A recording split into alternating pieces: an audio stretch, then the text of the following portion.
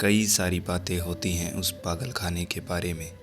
कहा जाता है कि पागल खाना भूतिया है और शायद यही वजह रही होगी कि पागल खाना आज वीरान पड़ा है।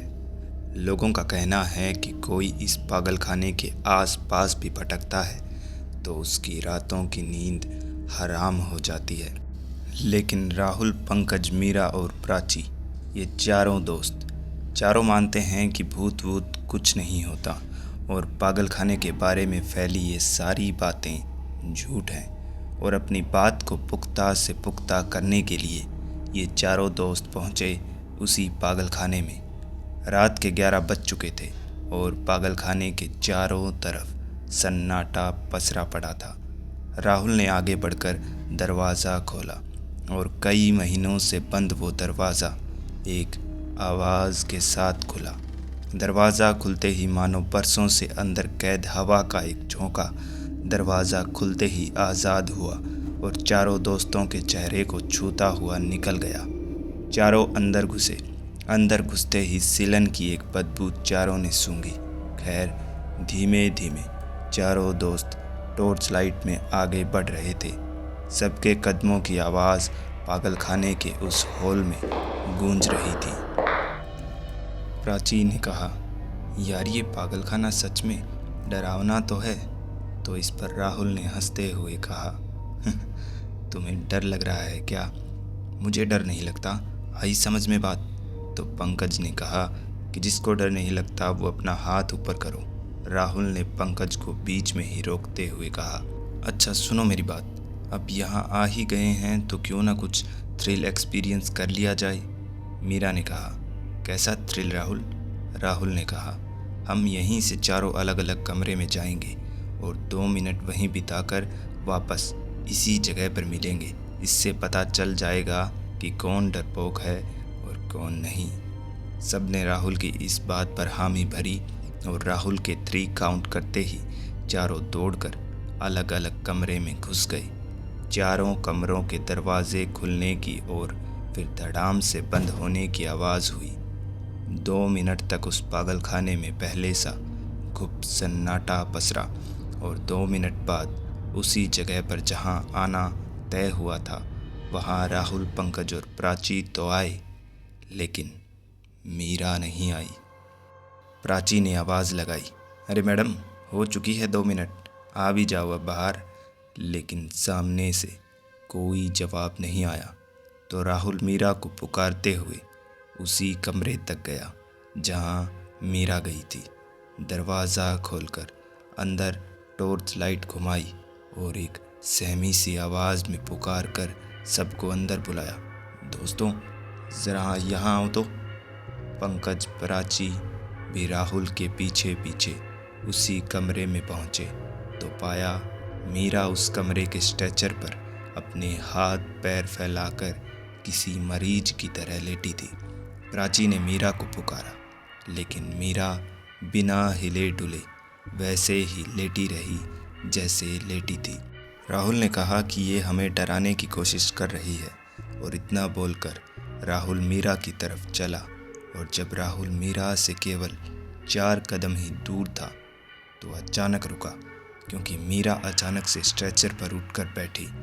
राहुल की हाथ की टॉर्च लाइट मीरा के चेहरे पर गिर रही थी और बावजूद इसके मीरा की आंखें छोटी होने की जगह बड़ी और बड़ी होती जा रही थी। राहुल इस बार थोड़ा डर चुका था। राहुल ने एक बार फिर मीरा को पुकारा, मीरा। मीरा ने जवाब में बिना चेहरे पर कोई भाव लिए राहुल की तरफ देखा और कहा, मैं तुम्हें डराना नहीं चाहता, मैं तो बस तुम्हें मारना चाहता हूँ। और इस बदली सी आवाज़ के साथ मीरा के चेहरे पर एक जहरीली मुस्कान नाचने लगी और आँखों की पुतलियाँ बिल्कुल सफ़ेद हो गई। राहुल चीखा और दौड़ा दरवाजे की तरफ। प्राची और पंकज उससे पहले ही बाहर निकले। राहुल गिरता संभलता दरवाजे से बाहर आकर गिरा और पीछे से दरवाज़ा एक धड़ाम की आवाज़ के साथ बंद हुआ और अंदर से एक भयानक हंसी की आवाज़ गूंजी और एकदम शांत हो गई। प्राची ने कहा, ये क्या था? क्या हुआ मीरा को? राहुल या पंकज में से कोई इस बात का जवाब देता उससे पहले ही अंदर से मीरा की आवाज़ आई, राहुल मुझे बाहर निकालो, यहाँ बहुत अंधेरा है। मीरा की सामान्य आवाज़ सुनकर प्राची, राहुल और पंकज ने सोचा कि मीरा शायद अब ठीक है और अब उसे बाहर निकाल लेना चाहिए। और पंकज ने बिना ये सोचे कि दरवाज़ा तो बाहर से बंद था ही नहीं, तो मीरा दरवाज़ा खोल क्यों नहीं पा रही थी। पंकज ने दरवाज़ा खोला तो सामने कोई नहीं था। टॉर्च लाइट पूरे कमरे में घुमाई तो पाया पूरे कमरे में भी कोई नहीं था। लेकिन बंद कमरे से ऐसे गायब हो जाना मुमकिन कैसे था? यही सोचते सोचते प्राची, राहुल और पंकज धीमे धीमे आगे बढ़ रहे थे। तभी प्राची की नाक पर एक बूंद गिरी। छूकर देखा तो वो बूंद खून की थी। प्राची ने धीमे धीमे गर्दन उठाकर छत की ओर देखा तो पाया छत पर मीरा एक छिपकली को अपने दांतों तले दबाकर पंखे पर बैठी प्राची की ही तरफ देखकर मुस्कुरा रही थी। ये दिल दहला देने वाले वहसी नज़ारे को देखने के बाद प्राची की सांसें फूलने लगी और जब मीरा ने एक अजीब सी हंसी हंसना शुरू किया तो राहुल और पंकज का ध्यान भी छत की तरफ गया। और तभी मीरा ने एक छलांग लगाई और सीधा दरवाजे पर कूदकर कमरे से बाहर दाईं ओर दौड़ पड़ी। पीछे पीछे राहुल, पंकज और प्राची भी कमरे से बाहर निकल कर दौड़े, उसी तरफ जहां मीरा भी दौड़ते दौड़ते गई थी। तीनों हॉल के बिल्कुल आखिर में पहुंचे जहां सामने वाले एक कमरे का दरवाज़ा आधा खुला था।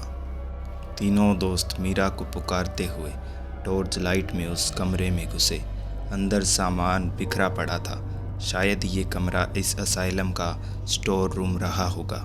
कमरे को कई भागों में बांटने वाली कमरे में बड़ी बड़ी लंबी लोहे की रैक पड़ी थी और उन्हीं रैकों के बीच से आती एक आवाज़ ने तीनों का ध्यान खींचा। तीनों आवाज़ का पीछा करते हुए उस बड़े कमरे के आखिर तक पहुँचे जहाँ मीरा टूटी फूटी शॉक थेरेपी मशीन पर बैठी थरथरा रही थी। उसकी आंखों का रंग बार बार बदल रहा था। किसी की भी मीरा के पास जाने की हिम्मत कैसे पड़ती, लेकिन फिर भी पंकज हिम्मत जुटाकर मीरा तक गया और कांपती मीरा का हाथ डर के मारे कांपते हुए अपने हाथ में पकड़ा और मीरा के हाथ पर पंकज का हाथ पड़ते ही मीरा एकदम शांत हुई और अपनी सफ़ेद आंखों से पंकज की तरफ देखते हुए कहा, मैं पागल नहीं हूँ, मैं पागल नहीं हूँ, क्यों पड़े हो तुम मेरे पीछे? मीरा की इस भयानक आवाज़ को सुनने के बावजूद भी पंकज ने अपना संयम बनाए रखा और मीरा को खींचकर कुर्सी से उठाया और उसे घसीटता हुआ कमरे से बाहर लेकर आने लगा। प्राची और राहुल बस खड़े फटी आंखों से ये सब देख रहे थे। मीरा एक ही बात बोले जा रही थी, मैं पागल नहीं हूँ, मैं पागल नहीं हूँ, क्यों पड़े हो तुम मेरे पीछे? लेकिन जब पंकज मीरा को घसीटते हुए काफ़ी दूर ले आया तब मीरा ने पंकज के हाथ पर इतना ज़ोर से काटा जिससे पंकज के हाथ के मांस का लोथड़ा मीरा के मुंह में आ गया।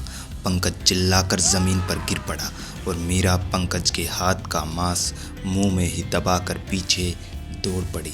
राहुल और प्राची ने पंकज को संभालने की कोशिश की, लेकिन पंकज को हॉस्पिटलाइज करवाना बेहद ज़रूरी था क्योंकि पंकज के हाथ की हड्डी दिख रही थी।